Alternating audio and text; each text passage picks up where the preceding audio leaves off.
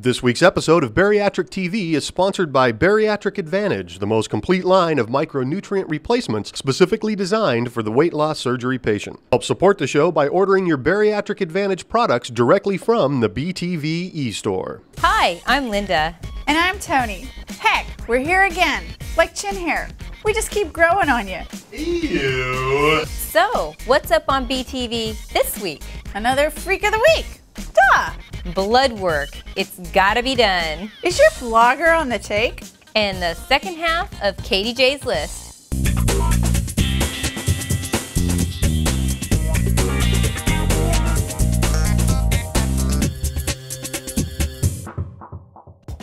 Welcome to the Freak of the Week. This week's Freak of the Week is Dana, otherwise known on the forum as Taylor D. Why is Dana a freak? Dana says, I should be a Freak of the Week because I'm one freaky DSer. I've had count them three weight loss surgeries. I started with an RNY, had an RNY revision, and now I'm 1 year out from my DS. Because of all the operations, I haven't lost as fast as a virgin DSer, but I have lost 96 pounds in 1 year. I should also be a freak because I'm your only Jersey girl on the board. Dana, thanks for coming on to the BTV forums and sharing your story. You are proof that although things don't always go as planned, that eventually with a stick-to-itness, you'll get where you want to go. Now it's time to stick it to the dumping ground. Cool. I don't feel good. Welcome to the dumping ground. I want your blood. You call that a vampire? Look, I've been watching True Blood and Twilight, and you look nothing like the modern day hip vamps all the cool kids are watching these days. If there's one thing you want to be, it's one of the cool kids. Try again. I want your blood. That's a little more like it. So why the vampire, you ask? Because this week we're talking about a very important thing you need to get done post-surgery. We'll start by asking you this. Did you get your blood work done? You know you're supposed to get it done regularly, right? We've found most docs want your blood at 3 months, 6 months, 1 year, and then yearly afterwards. Why? Because they have to make sure that you're continuing to be healthy and continuing to take your vitamins. You signed up to take those vitamins for the rest of your life, and since the consequences can be really, really ugly, no, not that type of ugly, the doc needs to make sure you're staying compliant. And keep in mind, even if you're 100% compliant, you could still come up with some deficiencies. Everyone's body is different, and the levels of absorption or malabsorption can be different too. So even if you come out okay in the first year, sometimes down the road, things can change. I'm a perfect example of this. I take my iron regularly, yet I just recently came up with an iron deficiency. I'm working with my doctor to fix this by adjusting my intake, and yes, even having an IV infusion.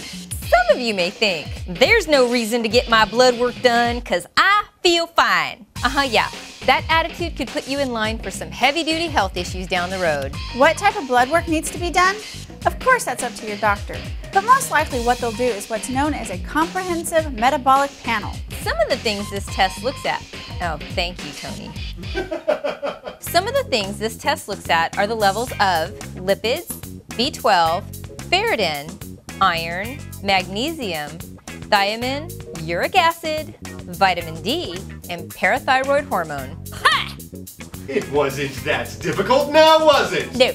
With the results of this test, your doc can see if you have any deficiencies that need to be addressed. Oh, and one more thing.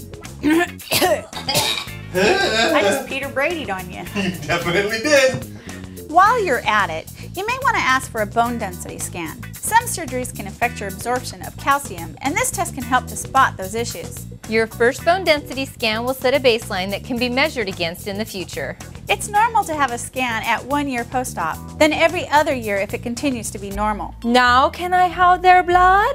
No, but you can alter their reality. But of course!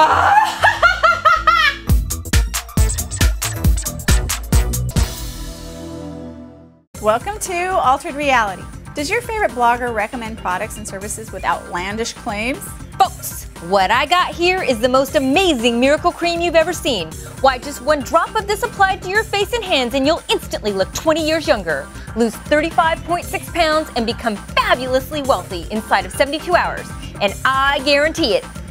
Are they being paid for their endorsement or reviews of products without your knowledge? The Omega Master 9000 is one of the best products I've ever used. I would highly recommend you get one immediately. Thanks, Toots. Now go buy yourself something nice. These are just a couple of examples of things that can take place on the interwebs, but soon that will all end. On December 1st, the Federal Trade Commission is establishing new guidelines when it comes to disclosures concerning products and services being reviewed, or claims being made about products. And for the first time, these guidelines will apply to the internet as well. So, how does that affect us here on BTV, you ask? You'll see a few new disclaimers on things like product reviews. For example, if we get free crap to review, we have to let you know that we got free crap to review. And just so you know, sometimes we get free crap to review. See how that works? I know. In addition to free stuff, we also need to disclose any material connections we share with the sellers of products or services we review or endorse. I think we've been pretty clear that our sponsors are sponsoring us. But just in case it wasn't clear, our sponsors sponsor us. That means they give us money to advertise on the show. Does that mean we'll take anyone's money and say anything they want us to say? Hell no! Depends on how much money. We actually have a process in place to screen sponsors. We don't take any sponsor whose products we don't like or whose business practices we don't believe in. The most important thing to us is you. We're not going to recommend something that isn't good just because someone gives it to us for free or they're paying to sponsor the show. Basically, this is all pretty much common sense. You'll see a few new disclaimers on things so that we can stay in compliance with the guidelines. But the important thing to know is Linda and I will only endorse products that we like and use. It's that simple. So even if someone wants to give me a Beamer, I'd have to say no. Really? Yeah, really? Yeah. I'd really have to say no, really? Yeah, you'd have to say no. I don't like that.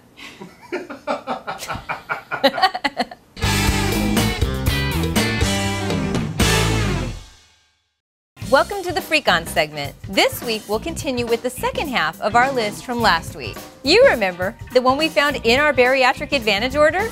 Last week we did 1 through 11 of the 21 most common mistakes weight loss surgery patients make. So without further ado, Mistake number 12, blaming things or other people for your problems. You can point a finger to genetics or life circumstances when you struggle with obesity, but that won't really help you. What helps is focusing on who is really responsible for solving your problems, and that's you. Because you know, when you point a finger at somebody, there's 3 more pointing right back at you. Mistake number 13, not eating the right amount of food. When you undereat, you slow down your metabolism and burn fewer calories. When you eat too much, you can stretch out your pouch, enlarge your stoma, and increase calorie consumption. It's up to you to find the balance. Mistake number 14, not finding new ways to nurture yourself. I know how to nurture myself. Because remember, nobody knows how to do me like me. Obese people sometimes don't know how to nurture themselves with something other than food. Take time to find satisfying activities that don't involve food or other addictive behaviors. I think this is another fine place to insert the chocolate sauce and hookers. Mistake number 15, not drinking enough water.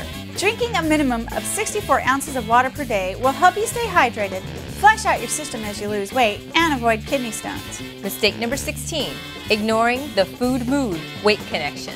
Food, mood, weight connection. Food, mood, weight connection. See, look at this. Now you're doing your own originals. Poor choices and poor nutrition can affect your mood and lead to emotional eating, which hampers weight loss and leads to gain. Identify and resolve your food-mood issues. Mistake number 17, drinking with meals. Drinking with meals washes food out of your stomach too quickly, so you can eat more and you'll be hungry sooner. Mistake number 18, quitting when you failed. People who achieve long-term success don't try, fail, and quit. They try, fail, and then tweak their program to try again. Success is standing up when you fall down over and over again. Mistake number 19, not exercising consistently. Exercise is one of the best weapons a weight loss patient has to fight regain. Not only does it boost your spirit, it's a great way to keep your metabolism humming. That was so stupid, but you knew it was coming. Yes.